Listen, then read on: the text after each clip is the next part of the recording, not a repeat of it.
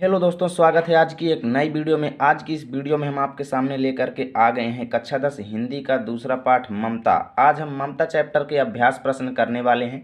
जितने भी गद्यांश यहाँ पर दिए गए हैं सभी के नीचे दिए गए प्रश्नों का हम उत्तर देंगे, ठीक है। तो चलिए आज की इस वीडियो को शुरू करते हैं। और ये पाठ जो है एग्जाम की दृष्टि से बहुत ही ज़्यादा इंपॉर्टेंट है, तो कृपया इस वीडियो को अंत तक ज़रूर देखिएगा। और सभी गद्यांशों का आंसर हमने यहाँ पर लिख लिया है, ठीक है। पूरा सब कुछ अच्छे तरीके से आज की इस वीडियो में समझाएंगे। तो चलिए आज की इस वीडियो को शुरू करते हैं। तो यहाँ पर देखो, पहले निर्देश क्या दिया गया है कि निम्नलिखित गद्यांशों के नीचे दिए गए प्रश्नों के उत्तर दीजिए, ठीक। और ये 6 अंक का आपके परीक्षा में आएगा बोर्ड एग्जाम में, ठीक है। तो पहले देखो यहाँ पर क्या दिया गया है।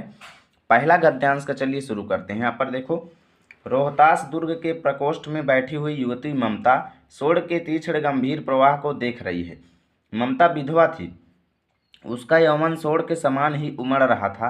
मन में वेदना, मस्तक में आंधी, आंखों में पानी की बरसात लिए वह सुख के कंटक शयन में विकल थी। वह रोहतास दुर्गपति के मंत्री चूड़ामणि की अकेला दुहिता थी। फिर उसके लिए कुछ अभाव होना असंभव था, परंतु वह विधवा थी। हिंदू विधवा संसार में सबसे तुच्छ निराश्रय प्राणी है। तब उसकी विडंबना का कहाँ अंत था, ठीक है।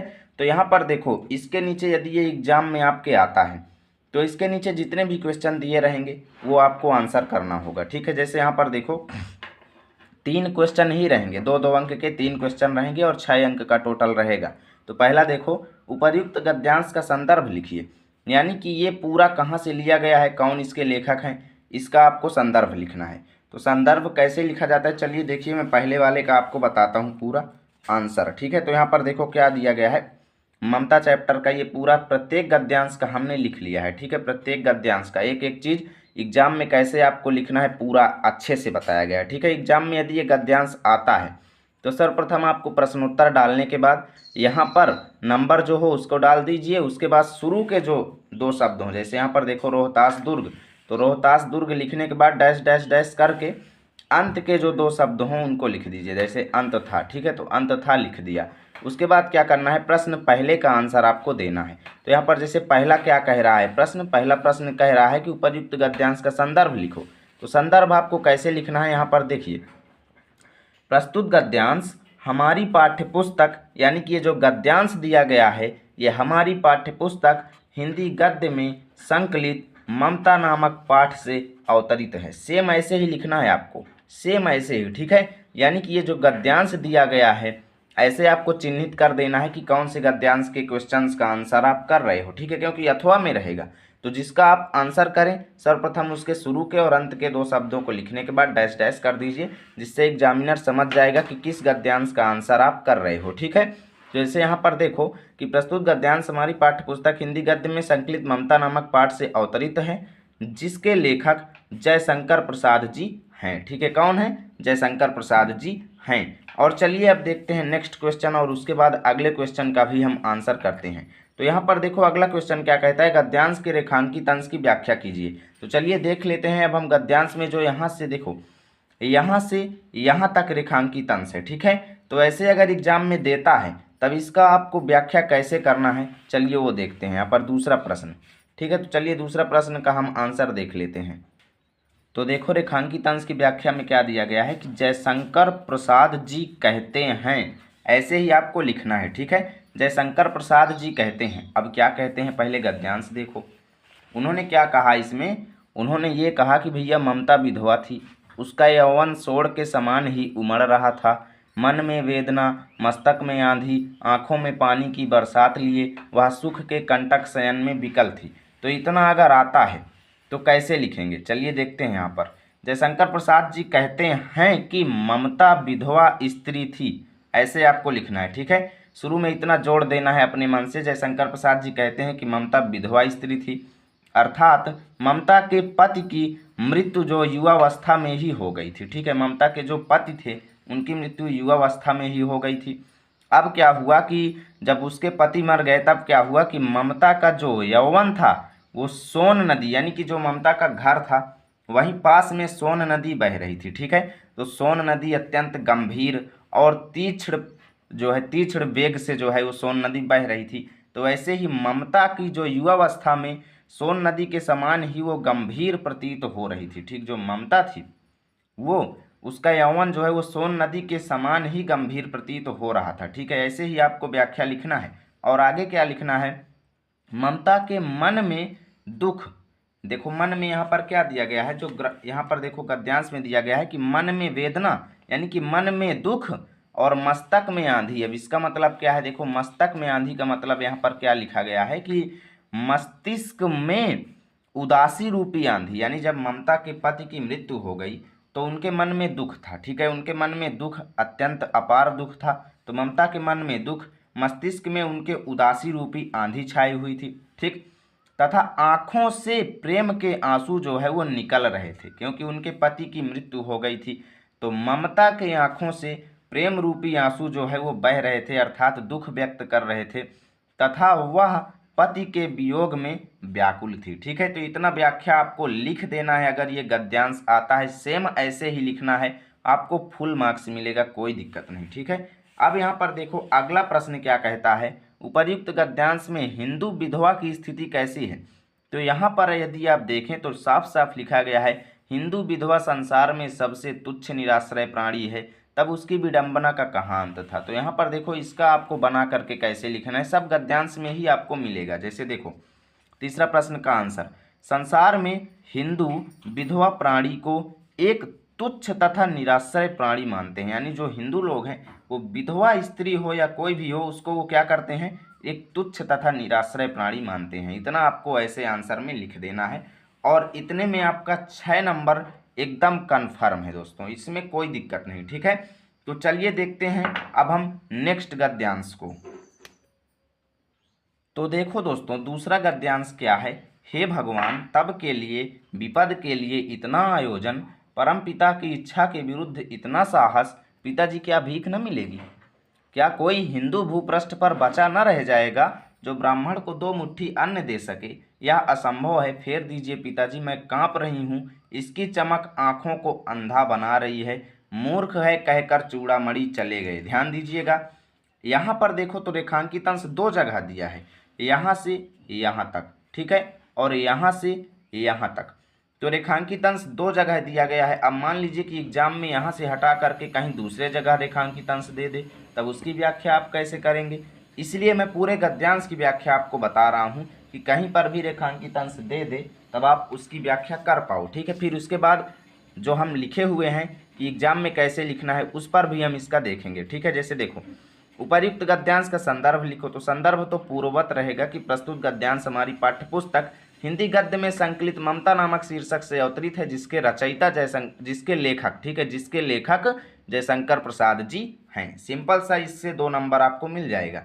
उसके बाद गद्यांश के रेखांकित अंश की व्याख्या, तो पहले देखिए, चलिए हम पहले आपको रेखांकित अंश की व्याख्या दिखा देते हैं, उसके बाद फिर हम पूरा आपको दिखाएंगे। तो यहाँ पर देखो गद्यांश में शुरू में जो 2 शब्द हैं हे भगवान, तो हमने यहाँ पर हे भगवान लिख दिया। उसके बाद अंत के जो चले गए, तो यहाँ पर देखो बना रही है, यहाँ तक हम लिख दिए हैं। ठीक है, यहाँ पर हमें चले गए लिखना चाहिए था। ठीक है, इसके लिए सॉरी। चलो अब देखो हम क्या करते हैं, रेखांकित अंश की व्याख्या करते हैं। जो यहाँ से यहाँ तक रेखा खींची गई है और यहाँ से यहाँ तक रेखा खींची गई है, केवल उसी अंश का व्याख्या करना है जितने में रेखा खींची गई है, हमें पूरे गद्यांश की व्याख्या नहीं लिखना है। ठीक है, बेफालतू में हमें टाइम बर्बाद नहीं करना है, केवल उतने का ही करना है जितने में रेखा खींची गई है। तो यहाँ पर देखो रेखांकित अंश में क्या है, हे भगवान तब के लिए विपद के लिए इतना आयोजन, परमपिता की इच्छा के विरुद्ध इतना साहस। अब इसका अर्थ क्या है, देखो ममता के पिता जो थे, कौन थे, चूड़ामणि। ममता के पिता कौन थे, चूड़ामणि ने सेवकों से लिए गए स्वर्ण को, यानी सेवकों से उन्होंने घूस स्वरूप में सोने के सिक्के लिए थे। क्या लिए थे, सोने के सिक्के, और उसको एक थाली में रख करके वो ममता को देने के लिए गए थे। ठीक है, आगे आने वाले युगों के लिए इतना उन्होंने मतलब व्यवस्था कर रहे थे। तो ममता के पिता चूड़ामणि ने सेवकों से लिए गए स्वर्ण को जब ममता को देने लगे तो क्या हुआ, ममता आश्चर्यचकित हो गई। भैया ममता आश्चर्यचकित हो गई और क्या कहने लगी, और अपने पिता से कहती है, क्या कहती है कि आगे आने वाले युगों के लिए, आगे आने वाले युगों के लिए पहले से ही इतनी व्यवस्था, क्या कहती है कि हे पिताजी आगे आने वाले युगों के लिए आप पहले से ही इतनी व्यवस्था कर रहे हो, आप क्यों कर रहे हो पहले से इतनी व्यवस्था, ठीक है। क्या आने वाले युगों में हमें भिक्षा भी नहीं मिलेगी? अगर हम किसी से मांगेंगे 2 मुट्ठी अन्न भी या कुछ भी चीज़ें मांगेंगे तो क्या हमें मिलेगा नहीं, जो आप पहले से इतनी व्यवस्था कर रहे हो, ठीक है। और आगे देखो गद्यांश में क्या दिया गया है यहाँ पर, फेर दीजिए पिताजी, मैं कांप रही हूँ, इसकी चमक आंखों को अंधा बना रही है। तो अब इसका अर्थ क्या है? देखो ममता ने यहाँ पर साफ साफ कहा अपने पिता से कि देखो ममता अंत में अपने पिता के द्वारा दी गई भेंट को अस्वीकार कर रही है। क्या कर रही है? अस्वीकार कर देती है, यानी वो सोने के सिक्के लेने के लिए एग्री नहीं होती है और कहती क्या है कि पिताजी मैं इस भेंट को स्वीकार नहीं कर सकती। अब स्वीकार नहीं करने का कारण क्या है भैया? देखो क्योंकि इसकी चमक जो है अत्यंत तीव्र है, अत्यंत तीव्र है और वो उसको अंधकार में ले जा रही थी, अर्थात अंधी बना रही थी। मतलब उसके अंदर के गुणों को ये नष्ट कर देता, घूस का लिया गया पैसा जो था। इसलिए उसने उस भेंट को स्वीकार बिल्कुल भी नहीं किया, ठीक है। तो ऐसे ही सेम आपको लिखना है, आपको पूरा नंबर मिलेगा, एक भी नंबर कटने की कोई चांसेस नहीं, ठीक है। चलो देखो अगला प्रश्न क्या कह रहा है। उपर्युक्त गद्यांश में किस कार्य को ईश्वर की इच्छा के विरुद्ध बताया गया है? ठीक है, देखो किस कार्य को इच्छा के विरुद्ध बताया गया है कि आगे के आने के वाले जीवन के लिए इतना पहले से व्यवस्था, जो यहाँ पर हे भगवान तब के लिए विपद के लिए इतना आयोजन परम पिता की इच्छा के विरुद्ध है, ठीक है। इन दोनों का एक ही आंसर होगा, अपने पिता का कौन सा कृत्य ममता को परम पिता की इच्छा के विरुद्ध लगा। तो इसका देखो आंसर कैसे आपको लिखना है कि उपर्युक्त गद्यांश में, यानी ये जो उपरोक्त गद्यांश है, इसमें ममता ने अपने पिता को आने वाले युगों के लिए व्यवस्था करते देखा, ठीक है। जब देखा कि इतनी भारी प्रयोजन, इतना ज़्यादा व्यवस्था, तो यह कार्य उसे परम पिता की इच्छा के विरुद्ध प्रतीत हुआ। तो ऐसे आपको आंसर लिखना है, 6 अंक आपका कन्फर्म। तो चलो देखो अब हम यहाँ पर आपको एक बार पूरे गद्यांश की व्याख्या बता देते हैं, पता नहीं आपके एग्जाम में कहाँ से रेखांकित अंश दे दे, ठीक है। तो इससे आपका जो है व्यवस्था जो है, पहले आपको विकल्प की जगह पर सब व्यवस्था रहना चाहिए कि कहीं से भी दे दे तो आपके अंदर उतनी क्षमता हो कि आप कर सको, ठीक है। जैसे देखो जब ममता के पिता चूड़ामणि ने ममता को जो सेवकों से लिए गए घूस का पैसा था, जब उसे देने गए तो ममता ने क्या कहा, जब ममता जो थी वो आश्चर्यचकित हो गई और क्या कहती है कि हे पिताजी आगे आने वाले युगों के लिए इतना ज़्यादा, मतलब हे भगवान का मतलब ये है कि वो आश्चर्यचकित हो जाती है, ठीक है। हे भगवान का मतलब कि वो आश्चर्यचकित हो जाती है और अपने पिता से कहती है कि हे पिता आगे आने वाले युगों के लिए, विपद के लिए इतना ज़्यादा व्यवस्था, इतनी ज़्यादा आयोजन, क्या परम पिता की इच्छा के विरुद्ध इतना साहस? यानी कि परम पिता जो हैं उनके इच्छा के विरुद्ध तुम इतना काम कर रहे हो कि आगे आने वाले युगों के, मतलब देखो परम पिता की इच्छा का मतलब कि उनके ऊपर इतना तो विश्वास रखो कि अगर आगे आने वाला जीवन है तो वो तुम्हें जरूर, मतलब तुम्हारी आवश्यकताओं को पूरा जरूर करेंगे, लेकिन तुम उनकी इच्छा के विरुद्ध इतना काम कर रहे हो। ये जो है ये काम उनको ज़्यादा खराब लगा ममता जी को, ठीक है। अपने पिता का ये कृत्य जो है अत्यंत जो है इच्छा के विरुद्ध लगा। और फिर क्या हुआ कि पिताजी क्या भीख ना मिलेगी? ममता कहती है अपने पिता से कि क्या आगे आने वाले युगों में यदि हम भीख मांगेंगे एक दूसरे से तो क्या हमें नहीं मिलेगा? क्या कोई ऐसा व्यक्ति नहीं बचा रह जाएगा जो हमें 2 मुट्ठी अनाज दे सकेगा? बिल्कुल देगा भाई, ऐसा तो है नहीं कि कोई नहीं देगा।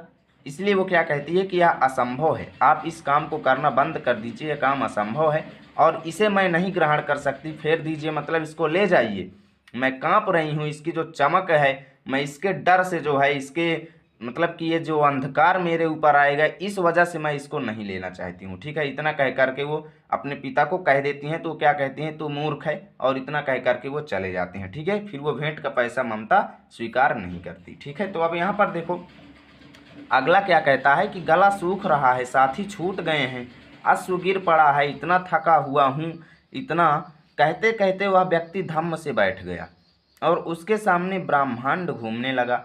स्त्री ने सोचा यह विपत्ति कहाँ से आई, उसने जल दिया, मुगल के प्राणों की रक्षा हुई। वह सोचने लगी सब विधर्मी दया के पात्र नहीं, मेरे पिता का वध करने वाले आतताई घृण से उसका मन जो है वो विरक्त हो गया, ठीक है। स्वस्थ होकर मुगल ने कहा माता तो फिर मैं चला जाऊं?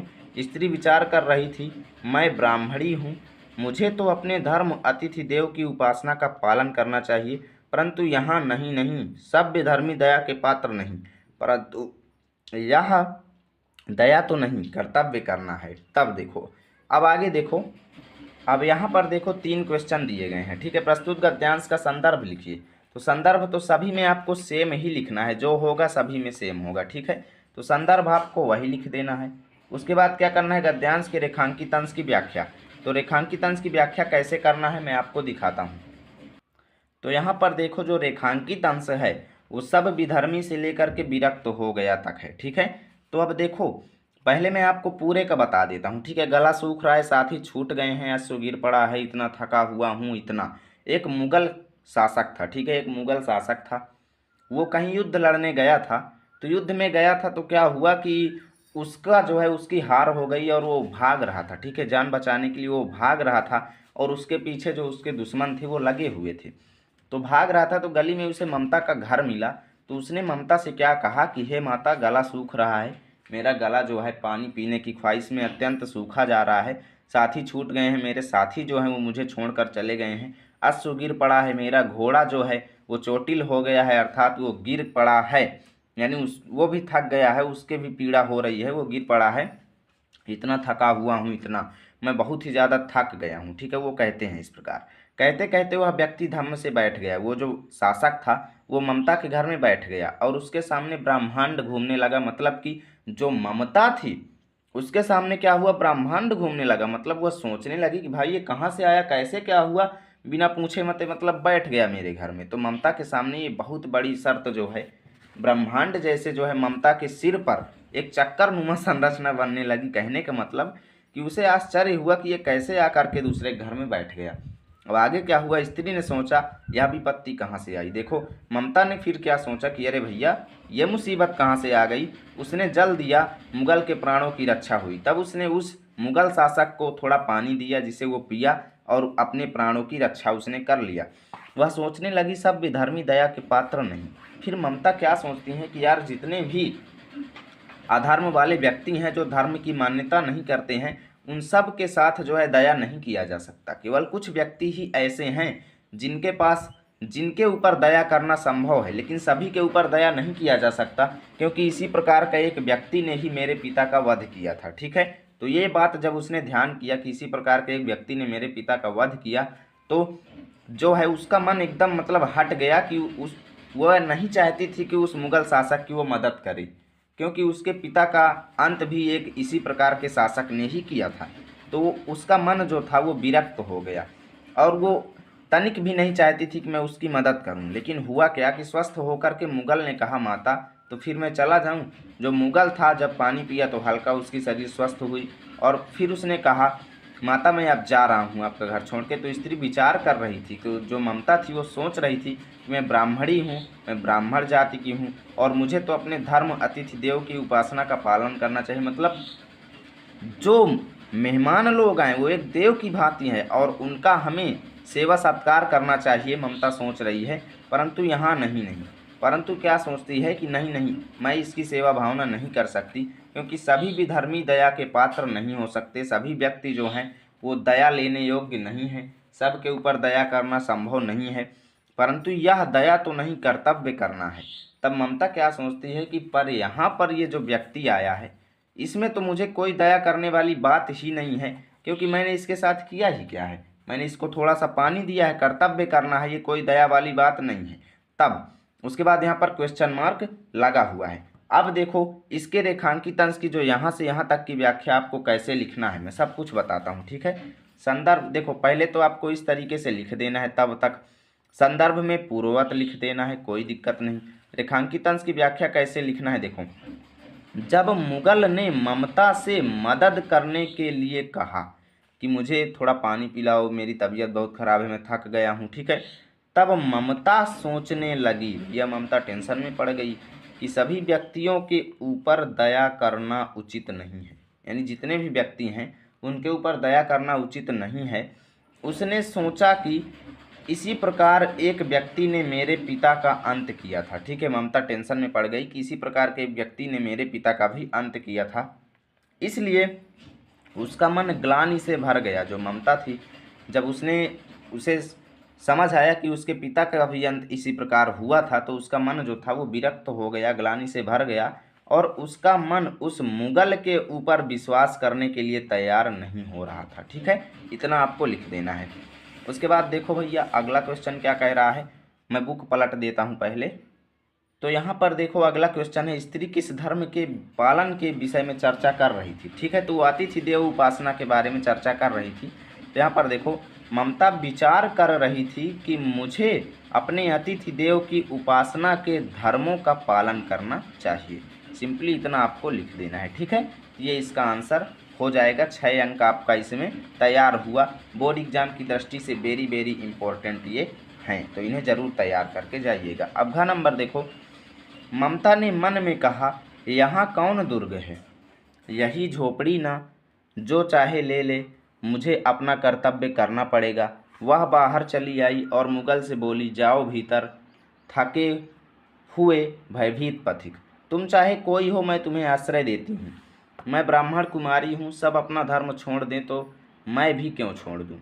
मुगल ने चंद्रमा के मंद प्रकाश में वह महिमामयी मुखमंडल देखा। उसने मन ही मन नमस्कार किया। ममता पास की टूटी हुई दीवार में चली गई। भीतर थके पथिक ने झोपड़ी में विश्राम किया। ठीक है, जब वो पथिक जो था ममता से कहा कि मुझे आज रात रुकने के लिए यहाँ पर आश्रय दे दिया जाए, क्योंकि मेरी शरीर जो है सहमत नहीं है कि मैं अपने घर जा सकूँ। ठीक लिए इसलिए वो आश्रय मांगता है ममता से।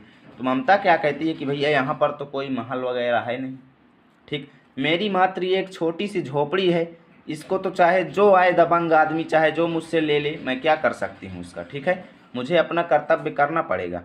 इसलिए वो क्या करती है कि बाहर चली गई अपनी झोपड़ी से और उस मुगल से क्या बोलती है, जाओ भैया थके हुए भयभीत पथिक, थके हुए डरे हुए पथिक, जाओ और अंदर विश्राम करो। ठीक है, तुम चाहे कोई भी हो, तुम कहीं से भी आए हो, कोई भी हो, मैं तुम्हें अपने घर में रहने के लिए जगह देती हूँ। ठीक है, मैं ब्राह्मण कुमारी हूँ, मैं ब्राह्मण की पुत्री हूँ, सब अपना धर्म छोड़ देंगे तो मैं भी क्यों छोड़ूं। इसलिए मैं देखो सब अपना धर्म छोड़ दे, कोई भी व्यक्ति अपना धर्म छोड़ दे, लेकिन मैं अपना धर्म नहीं छोड़ूंगी।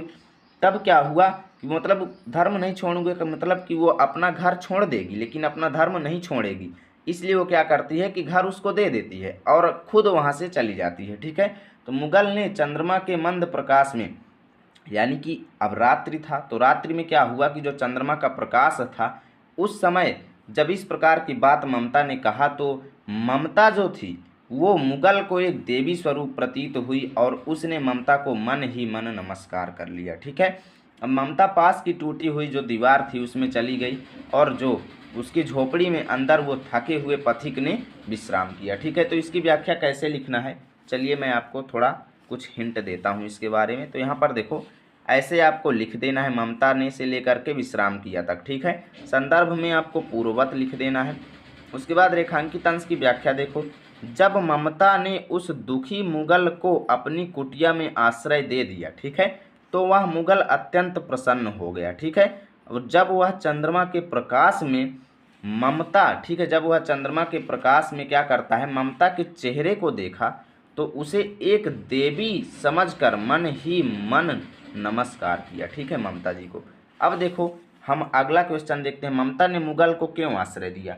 अब इस संबंध में इस क्वेश्चन का आंसर देखो कि ममता ने मुगल को आश्रय क्यों दिया। भाई पहले तो कह रही थी कि मैं नहीं दूंगी, यहाँ पर क्या हुआ कि ममता ने उस पथिक की दशा को देखकर दुखी हो गई। ठीक है, और वह अपने घर से बाहर निकल गई और उसे आश्रय दे दिया। ठीक है, तो इतना लिखेंगे, आपका 6 अंक एकदम कन्फर्म, कोई दिक्कत नहीं है। अब यहाँ पर देखो भैया अंगा नंबर क्वेश्चन क्या कहता है, शब्द सुनते ही प्रसन्नता की चीत्कार ध्वनि से वह प्रांत गूंज उठा। ममता अधिक भयभीत हुई। पथिक ने क्या कहा कि वह स्त्री कहाँ है, उसे खोज निकालो। ममता छिपने के लिए अधिक सचेष्ट हुई, मतलब डर के मारे ममता छिपना चाहती थी।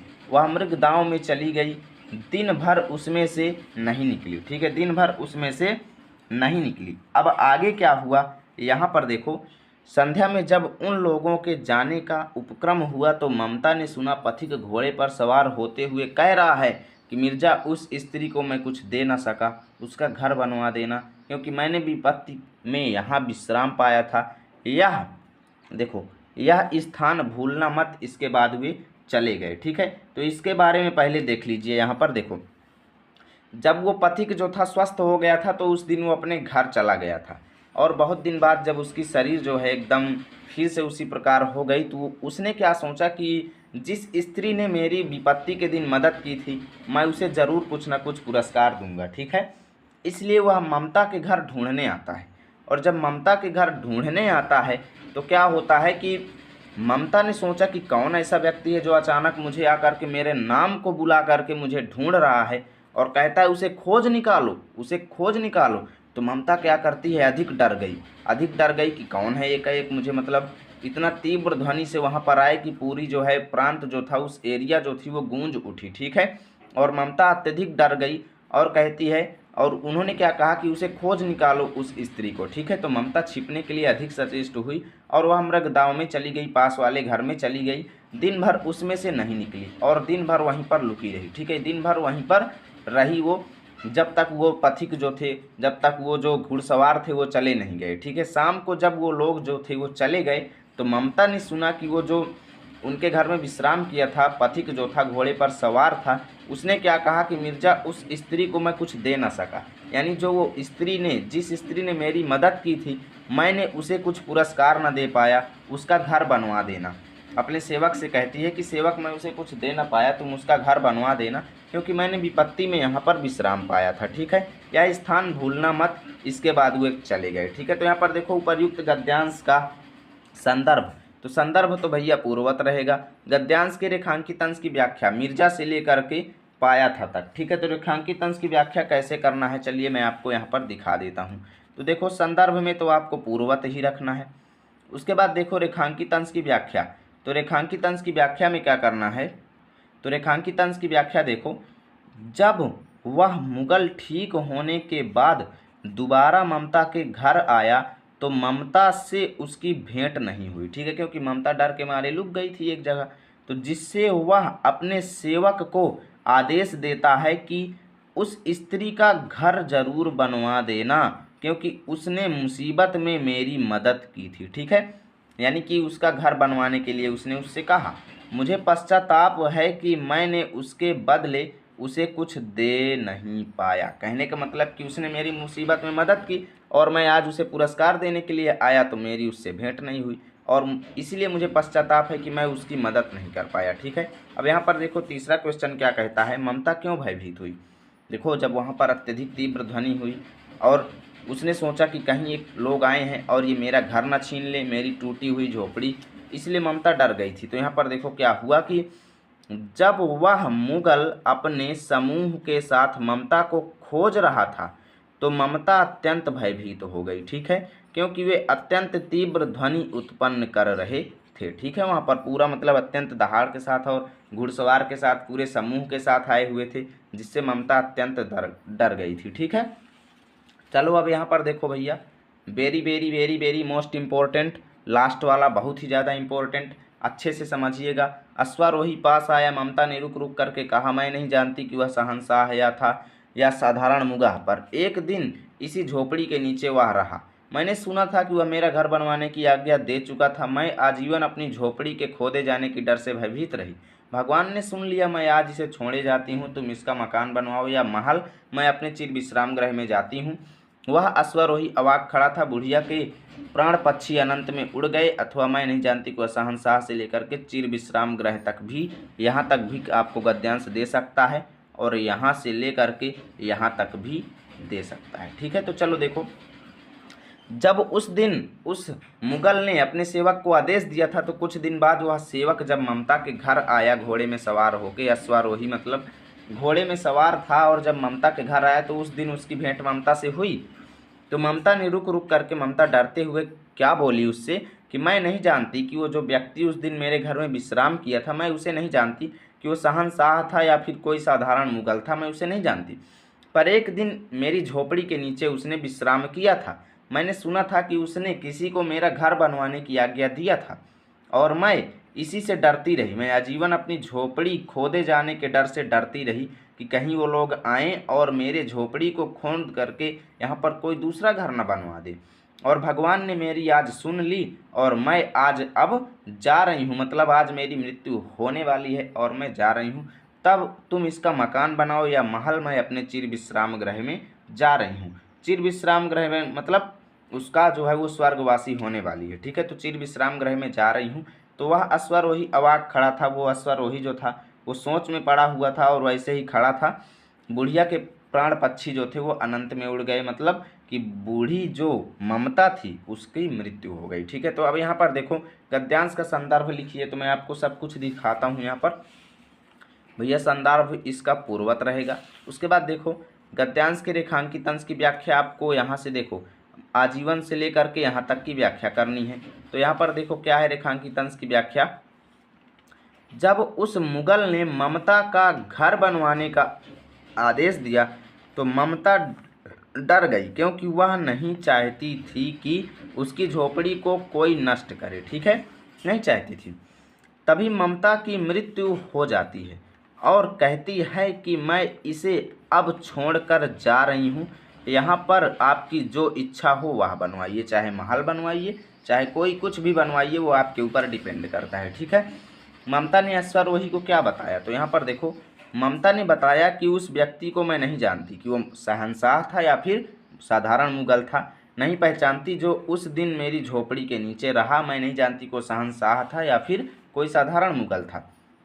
आजीवन भयभीत रहने का कारण लिखिए। तो आजीवन भयभीत रहने का कारण देखो ममता को अपनी झोपड़ी से अत्यंत प्रेम था, जिससे वह डरती थी कि कोई व्यक्ति अपनी ताकत के द्वारा उसकी झोपड़ी को नष्ट न करवा दे, ठीक है। क्योंकि उस दिन जब वो ऑर्डर दे गया था कि इसका घर बनवा देना, तब ममता डरती थी कि कहीं मेरी इस झोपड़ी पर कोई नुकसान न करने लगे, ठीक है।